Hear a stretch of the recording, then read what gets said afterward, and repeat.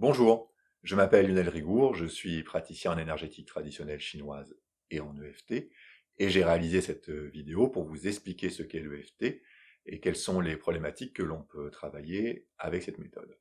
Alors tout d'abord les trois lettres, EFT, c'est un acronyme anglais, c'est l'acronyme anglais de Emotional Freedom Techniques, ce qu'on peut traduire en français par technique de libération émotionnelle.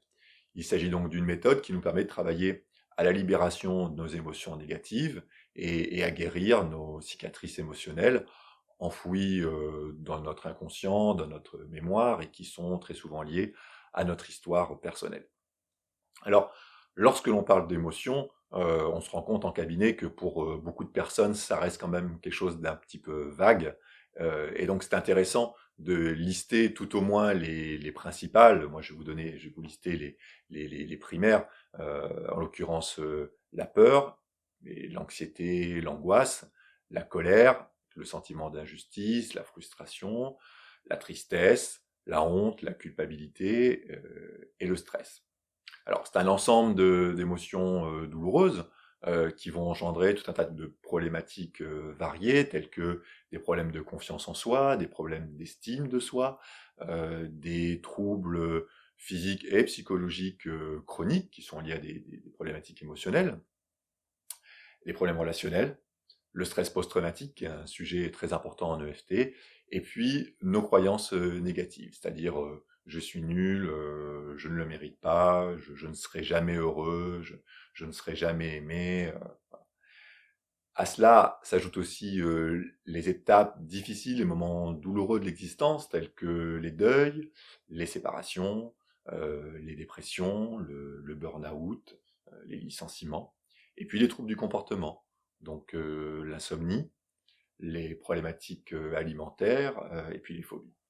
Donc ça fait une liste assez longue, ce qui ne nous surprend pas quand on le regarde du point de vue de l'énergétique traditionnelle chinoise, parce que ce que dit la médecine taoïste, l'acupuncture depuis plus de 2000 ans, c'est que la majeure partie de nos troubles est liée à des problèmes émotionnels. Alors, ce qui est intéressant, c'est que de plus en plus, les approches occidentales convergent sur ce point, à savoir les neurosciences, mais aussi la psychothérapie, bien sûr, l'ostéopathie et même de plus en plus la médecine conventionnelle. Et ce qui est intéressant, c'est que l'EFT converge aussi sur ces trois approches, puisqu'en fait, elle va être à la croisée à la fois de l'acupuncture, à la fois de la psychothérapie et à la fois des neurosciences. Alors, pour être un petit peu plus concret, en quoi consiste une séance d'EFT?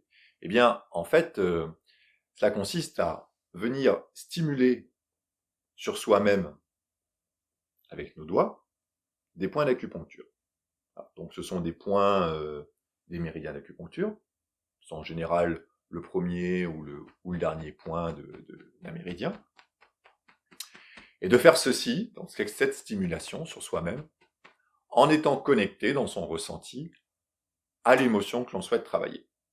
Alors, il n'y a que 15 points, c'est une ronde avec seulement 15 points, donc c'est facile à mémoriser. Et c'est un des points très importants de la méthode, parce que comme elle est simple dans sa pratique, tout au moins en apparence, elle peut être très facilement assimilée par les patients, par les consultants, et ça en fait une méthode qui est très très autonomisante. C'est-à-dire que vous allez pouvoir par la suite, d'une part, pouvoir travailler chez vous, continuer le travail commencé en cabinet, et puis avoir aussi un outil très simple et très efficace pour faire face aux angoisses, aux anxiétés du quotidien, juste en stimulant alors, avec des points, donc tous sont calmants, mais deux le sont particulièrement, notamment celui-ci, qui permet d'apaiser très très très très vite les angoisses, et les gens sont souvent très surpris en cabinet de voir que même sur des angoisses importantes, rapidement, alors quand je dis rapidement, c'est pas une course non plus, mais en moyenne, 30 secondes, 45 secondes, une minute, on arrive à vraiment, vraiment faire baisser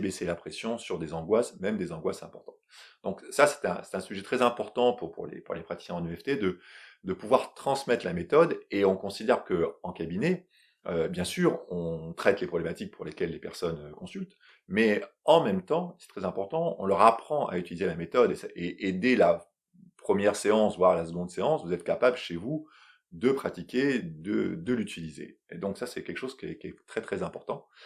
Et donc, comme je le disais juste avant, on va stimuler des points d'acupuncture, et en même temps, et c'est fondamental, on est connecté à l'émotion qu'on souhaite travailler.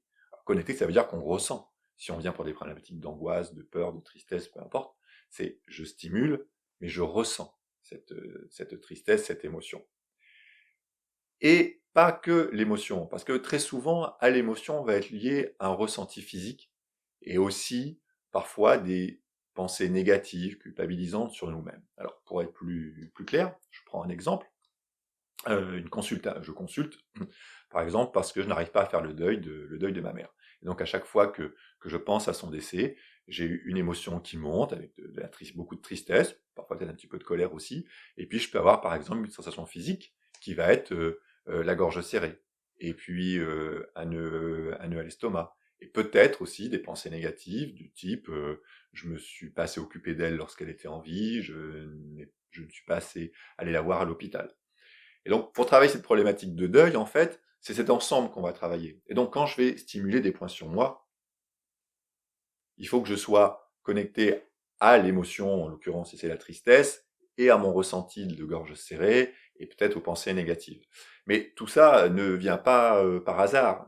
Ces sensations, ces émotions, elles viennent là parce que je me reconnecte à ce qui entraîne tout ça. Donc là, en l'occurrence, c'est un décès, c'est une problématique de deuil, mais donc c'est toujours lié à notre histoire personnelle, à quelque chose que nous avons vécu, à une scène, voilà. Et donc en EFT, on va toujours chercher à être connecté à ce qui est à l'origine des émotions, des troubles que nous ressentons, et les travailler toujours dans l'ici et maintenant, c'est-à-dire il s'est passé telle chose, mais là aujourd'hui je ressens ça, parce que je peux avoir certaines problématiques, eu à l'époque des faits, n'importe quoi, de la colère, mais aujourd'hui j'ai de la tristesse, ou vice versa.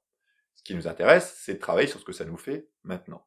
Donc on va se connecter au maximum à ces émotions, et en même temps venir stimuler des points d'acupuncture. Alors, dans cette vidéo, je ne vais pas rentrer dans les détails, je ne vais pas rentrer dans l'explication du fonctionnement de l'EFT, des bases scientifiques qui l'expliquent, puisque je vous ai fait une autre vidéo juste après qui est centrée là-dessus, et j'en profite par là même pour vous préciser que pour ceux que ça intéresse de savoir quelles sont les bases scientifiques, les études, parce qu'il y a eu beaucoup d'études faites, surtout dans les pays anglo-saxons, en l'occurrence aux États-Unis et en Angleterre, sur ce sujet-là. Il y a une page de mon site, et je vous ai mis le lien dans le sud de la vidéo, sur laquelle vous retrouverez un état à peu près à jour des différentes études qui ont été réalisées. Voilà. Et donc, pour terminer cette vidéo, je vais vous faire un petit exemple. Alors, j'ai pris comme exemple la situation actuelle, c'est-à-dire l'épidémie de coronavirus et le confinement. Et donc, ça pourrait donner ceci. Alors, tout d'abord, on va venir stimuler un premier point qui se trouve ici.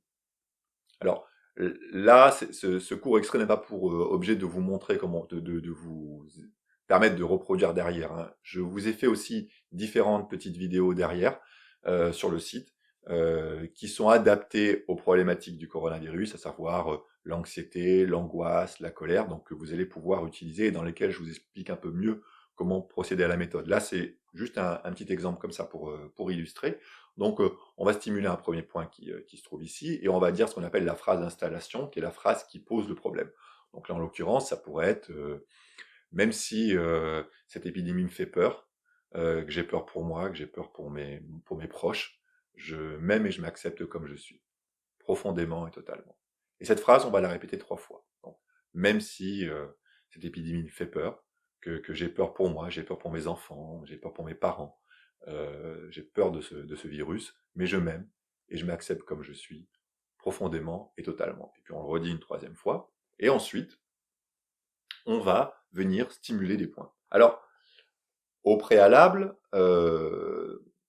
normalement, on s'est interrogé, on a essayé de regarder son ressenti. J'ai peur, ok, cette épidémie me fait peur, mais là, quand j'en parle, Ça me fait peur à combien? Donc on prend une échelle de 0 et 10 et on essaye de quantifier, de calibrer. Par exemple, ben, la peur qui monte entre 0 et 10, elle est de 5 à peu près, quoi. Donc je sais que je pars d'une peur à 5. Et donc après je vais faire des rondes. J'ai peur. J'ai peur de cette épidémie. J'ai peur pour moi. J'ai peur pour mes proches. J'ai peur pour mes parents. J'ai peur pour mes enfants. J'ai peur de cette épidémie. Et ainsi de suite. Et donc on va continuer l'ensemble des points, toujours connectés. Et donc la raison pour laquelle on verbalise à haute voix, c'est justement pour rester dans le ressenti. Je commence, j'ai un ressenti de peur de 5, et il faut que je reste, il faut vraiment que je sois connecté à ça. Sinon, c'est comme, sinon je n'ai pas rien, parce que je stimule quand même des points d'acupuncture. Donc, je vais avoir un effet de régulation, de rééquilibrage de la circulation énergétique qui va m'être profitable. Mais ce n'est pas ce que je cherche là. Ce que je cherche là, c'est à travailler une problématique bien particulière. Donc il faut que je sois connecté au ressenti de cette problématique en même temps que je stimule et que je fais les rondes. Voilà. Donc j'espère que cette vidéo vous aura intéressé. Si donc vous souhaitez aller plus loin, comme je vous le disais, j'ai mis dans la suite du site des petits protocoles de FT simples mais très efficaces pour vous aider dans la situation actuelle, que ce soit l'angoisse, la peur, peut-être la colère par rapport à l'épidémie, à la situation de confinement. Donc n'hésitez pas à les utiliser parce que d'abord ça va permettre de vous aider et puis ça vous permettra aussi de comprendre et de vous faire un avis sur la méthode et puis de les communiquer à vos proches que ça pourra aider aussi. Si vous souhaitez aller plus loin et travailler des problématiques qui vous sont spécifiques, n'hésitez pas à me contacter. L'EFT a cet avantage que, comme il s'agit d'une pratique en miroir, c'est-à-dire que je fais sur moi, je dis des choses que vous répétez en face de moi, en vis-à-vis, qu'on soit en cabinet ou par un écran interposé, on a les mêmes, la même efficacité, la même qualité de résultat. Donc ça, c'est très intéressant, surtout dans la période actuelle, avec le confinement, les cabinets étant fermés, où on peut continuer à accompagner des gens, à accompagner des consultants, avec des techniques de visioconférence de type Skype ou similaire. Voilà. Donc, bah, écoutez, je vous donne rendez-vous dans la prochaine vidéo pour vous expliquer quels sont les ressorts sur lesquels fonctionne l'EFT.